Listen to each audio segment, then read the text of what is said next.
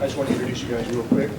Good afternoon. My name is Jim Redman. I'm the chief of the Cajon Police Department, and I know that the press has been excited and anxious to talk to some of my officers regarding the Prince Street incident that occurred last August. And so we've gathered Officer Slocum here today, and Officer McFarland, and also our local citizen hero at the scene that day, Dave Lembcke. And so they're here for you this afternoon to answer your questions regarding the incident. So this is Dave Lembcke, Officer Tim McFarland, and Officer Jarred Slocum. This is my captain, Captain Jeff Davis. So. Who's first? Maybe you want to go first? Cover the ice a little bit? Sure, which would like to know. Okay, so. Sure. Could you just tell me and spell your name for the record, please? Dave Lembcke, Lembcke. How old are you, Dave? Just about 68. So that day, Dave, you were on the scene, I guess, and you saw what was happening, and you stepped in to help. What happened? What do you remember, and what made you want to, step up and say, "Hey, let me help out"? Yes, I did see everything that happened. I live right at the end of a cul-de-sac. I knew the shooter, not personally, but I knew who he was, and when he came down, I knew there was something wrong. I seen him go in the house with the gun. Later, I won't go into all the other detail, but we found out that he shot his daughter in the front seat of his truck and went in and killed his mother-in-law. And when I seen him go into the house with the rifle, that was the last thing I thought he'd be doing, was killing anybody. So anyway, he set the house on fire, and he was in there, and we knew that he had already shot those people and killed them.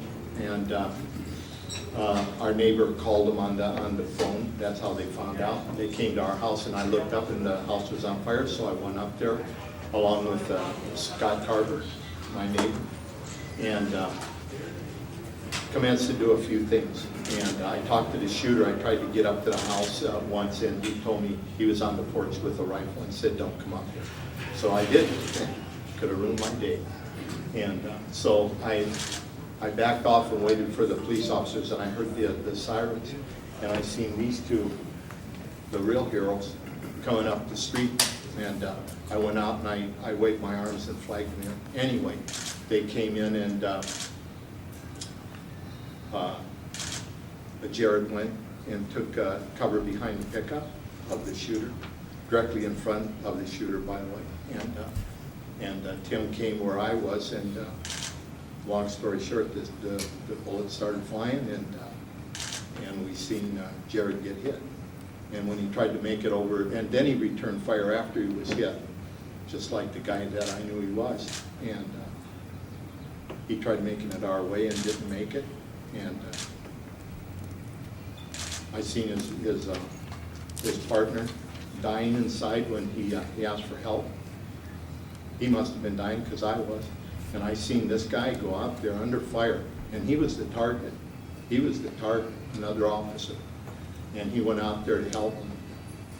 And when he couldn't move him with one arm, and I seen him put his weapon away, I expected to hear 2 shots and watch both of them die. And the Lord just said, "Let's go," and I went. And it's just that simple. I was there to help. And but I know this, that Jarred's alive today because of the Lord Jesus Christ. He was on Prince Street that day, the Lord was, and he used me to help. And I'm sorry about the other people that were killed, the daughter, and Beverly, his mother-in-law. But like I told one lady today from Channel 10, that wasn't God's doing, that was the madman that he was. But God was able to save a life that day, and maybe spare more of our lives to make some good come out of this nonsense. So I just want to say that. And the thing about the hero, I'm so honored. If you'd known my past, I wasn't always on this side. And now these guys are my best friends. I mean that with all my heart. And I belong to a Christian car club, and I have police officers in it also. And I'm just on the right side now. God turned me around for that. But I pray for both these guys every day.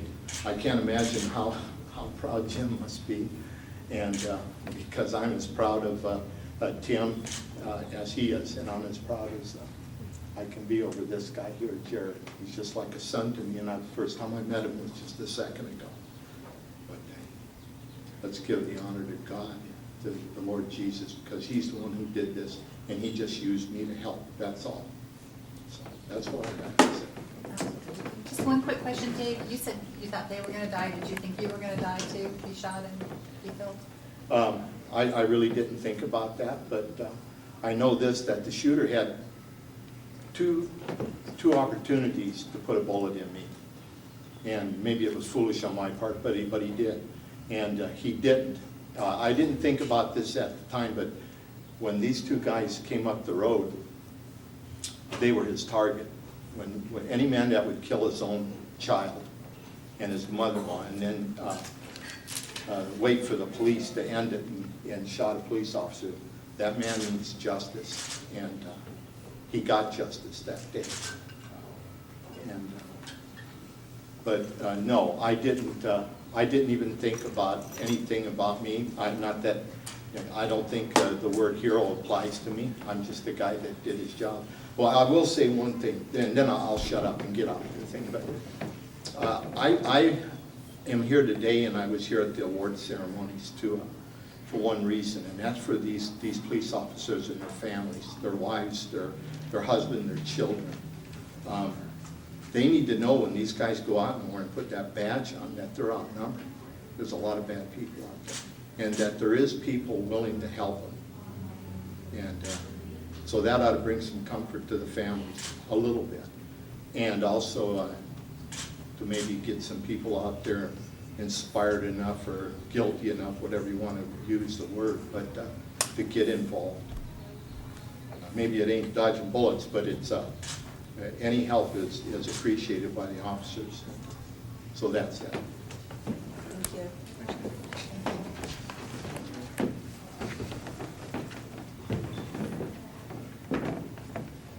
Hi, I'm Officer Tim McFarland. So Tim, you were the rookie that day. Correct. I guess you're not a rookie anymore. Can you talk about, what was going through your head when you were thrown into that situation? Well, generally as a trainee, when we're going out to calls and stuff, if there's a good position of cover, or generally when we find a place where we're staged and talking about something, generally we're told, okay, you stay here, and then the training officer will go somewhere else. In this instance, it was a little different. The training officer stayed behind the car, and I was told to try to find another perimeter position, because at the time we weren't sure if it was actually on Prince or an Ann address, and as I was attempting to try to make entry into the backyard of the actual target house, that's when I heard someone say something from the front, heard gunshots go off, and then I ran for a position to cover, because I was, right next to the garage, which if you lay out of the house, just east of the garage is the front door, or the viewpoint. And then at that point, I was behind the car, taking a position to cover. I was focused on the front door of the house, waiting to see if someone was going to come out. And that's when Mr. Lembcke told me, hey, I think your partner's been hurt. So I look over at Jarred, and I see that, that he has been shot. And then he starts coming towards my way, but on the fence line. And at that point, I see him starting to fall down, and I wasn't going to leave him just there out in the open by himself. Interesting enough, earlier in the day, we had talked about a different shooting that he had been in when he was in training, and how he handled it, and how fast it happens on the radio and all that kind of stuff. And just everything transpired really quick, and I knew that he had a family, and he had family he needed to go home to. He had little ones, and I was going to do what I could to make sure that he's at least in a safe position to get help to him. I wasn't going to be that guy that was going to hide behind the car and not help my partner. partner out. So I went out to go help him, and as I'm going out to help him, I'm like, I see that his hand's on his neck, and I'm like, man, how am I gonna move him without putting my gun away, without, I don't know if he's hurt on the neck, without removing pressure, because if it's a neck wound, you know, pressure's generally the best thing to keep on it. And so I was just thinking about the different ways that I could help move him, and I remember back in the academy they just drug into his dummy drags like crazy. It was ridiculous, and I just figured I'm going to dummy drag him, dragged him across the street. I moved him as far as I could until I felt like I was going to fall over, and that's when Mr. Lembcke helped me move him all the way into the driveway to behind a car where there was some cover, and I just stood over my partner because I didn't know if this guy was going to come out, and just assuring him that, you know, help was on the way, fire paramedics were on the way to help him, he was going home, he's going to be okay, while waiting, not knowing what was going to happen. So Did you believe that he was going to be okay? yeah, I knew he was going to be okay. So while you were moving him, were shots still being fired at that time, or where was the suspect at that point? I mean, you could. Well, I never saw him come out, but I wasn't focused on looking at the house. I was just focused on getting my partner across the street. I don't remember hearing any shots being fired, but that doesn't mean there wasn't any. I was kind of zoned in on just getting him to safety. When you say that you knew he was going to be okay, was that simply because you had faith that he was going to be okay, or did you actually know that his injuries were such that they were not like, or did he, tell me, how did you know? I had no idea what his injuries were at that point. I wasn't able to assess them, and I'm not a paramedic, so I couldn't have assessed them really well. But I just knew that he was going home. He had a family to go home to, and he was going home. There was no ifs, ands, or buts about it. We don't ever give up. How was he reacting when he was on the ground? What was he saying to you? What was his demeanor and how was he reacting? Well, he was a little out of it, which any person would be if they were shot in the head. And he was just telling me that to make sure that his wife knows what's going on, and I assured him, you know, we're gonna let her know. We're gonna let her know, and just it's gonna be all right. We have people on the way. That's the best that I can remember. At that point, how long had you been working with Jarred? Well, in training or just at the department? Yeah, how long had you been out patrol with Jarred at that point? My training officer that I was assigned to was on military leave, so I was with Jarred for 3 days, that being the third day. I was with him for that week. So you were with him for 3 days and you were willing to risk your life? Yeah, I'd be willing to risk my life for any officer that I work with or other agencies. When you say dummy drag, can you demonstrate what you? Basically what a dummy drag is you put your hands underneath their arms, and then you bring your hands up to their chest, and then you just move backwards. You're just dragging him. Yeah, dragging backwards. Has it always been your desire to become a police officer since you were young? Well, when I was really young, I wanted to design cars. I love cars, and that's a passion of mine, but both my stepdad, Chief Redman, and my dad is a corrections officer, and the police work has been in my life since I've been little. I just started working. You didn't have any choice. I started at the police department as a car lot intern, and I just it was a good family. I felt the love from everyone, and I just wanted to be a part of the Cajon Police Department. What's this taught you about your line of work? What's this incident taught you about life? Well, it's just taught me that you never know what's going to happen. This line of work is dangerous. We know that when we sign up for it. Some feelings are maybe you hear about it, but it's never going to happen to me, let alone in training happens. It's not going to stop me from doing what I like to do, and this is what I want to do. I just have one more question for you, because you Okay. were in training, so it's not as if you've been, doing this for decades. And I know you're trained, not to be scared. So for someone like us, if we're not trained, we think, oh my gosh, what's going on? But was there a part of you, something going through your gut or your mind, where you're thinking, oh my gosh, I'm having to save my partner's life. Like, this is the real deal, and I'm just in training. I mean, was that sort of like, what in the world is going on? Well, when I heard the gunshots go off, I was thinking this isn't happening. Then obviously it was, and there was a little bit of fear, yeah, but we have to overcome that, and we have to do our job. And my job was to make sure that he gets across the street safe and goes home at night. Afterward, you said you always wanted to do this, but was there a day or days or any period of time where you thought, maybe this isn't, what I want to do? And do you have a family at home that you know? Well, after the fact of what happened? Mm-hmm. Well, I think anytime something like that happens in someone's life, they probably rethink what they're doing, but it hasn't changed my mind about wanting to be an officer or wanting to work for the Elko Police Department. I'm still here and I plan on retiring from here. Good answer. Has it changed your approach on the street, though? I mean, are you a little nervous out there now? I was nervous at first. I'm just a little more cautious when talking with people and have a better officer safety. You have children? I do not. Chief, I want to ask you something real quick. Were you married at the time? We know how you feel as an officer, as a superior officer. How do you feel as his stepson being involved in something like this? It's hard to talk about. I kind of get choked up about it a little bit because he's my boy. I better not talk about this with that. Thank you. Oh, thank you very much. Thank you. It's your turn. My other boy. Yeah. Most important, how are you feeling? Getting better, slowly getting better. What's it been like in terms of getting better? What's the process been like for you? Emotionally, physically? Long, just slow baby steps to get back.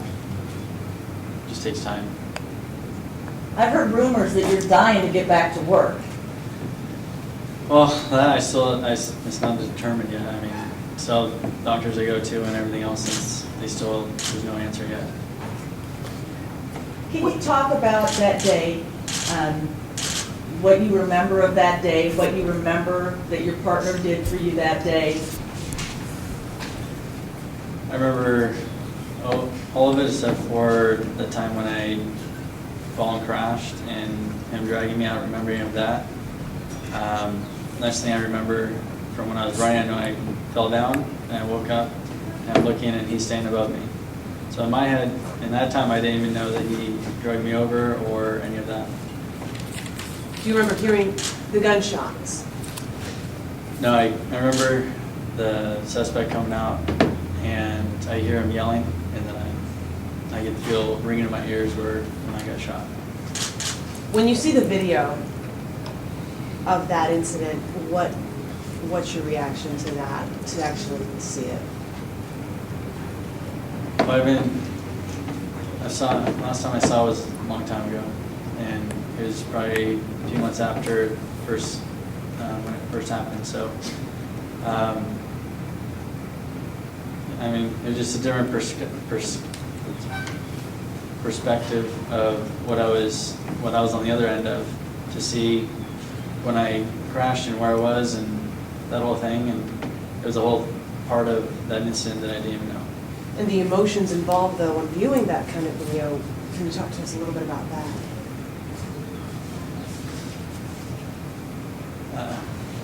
I mean, it's hard to say. It's hard to watch. yeah, there's no words to describe kind of how it feels when you're watching it.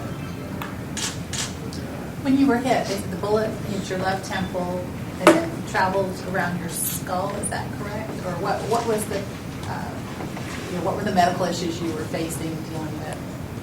It went in on the side of my left temple and cracked my skull, blew up a couple arteries inside my brain where it was bleeding inside my brain, set my brain inside my skull to the side where it was filling up with blood, and then the bullet came out the other end right behind my ear. Hearing you describe that, you say it very step by step, but just hearing you say that for the first time, I'm thinking, you're fortunate to be here. Do you, how do you God's feel? in control. There's no other way to say it. I mean, the entire thing was in God's hands. Have the doctors indicated to you how close you came to dying? No, when I'm talking to the doctors, they don't, besides that it's a miracle that you are where you are right now. Do you remember the moment when you were, saying, tell my wife what's going on, and the first time, when you saw your wife and kids, describe that moment. I mean, were you, I'm imagining, so happy that you were with them again. Well, when I first saw my wife was before I went to surgery, and so right before I see her, and I was just happy to see her. That was the only thing that I was thinking the entire time was, I just want to just see her. What was the first thing that went through your mind when you realized that you got shot? First thing I did, I prayed to God and said, "This is my time," and I didn't hear an answer. I just knew that I had to shoot back and get home to my family. Has it changed your perspective of police work? I mean, is it still what you want to do? Is it still what you love? Are you going to be a different police officer if and when you go back on the street? Yes. We're going to have to wrap it up at that. Thanks a lot, and, all right. Thanks. Thank you. Thank you. Thank you.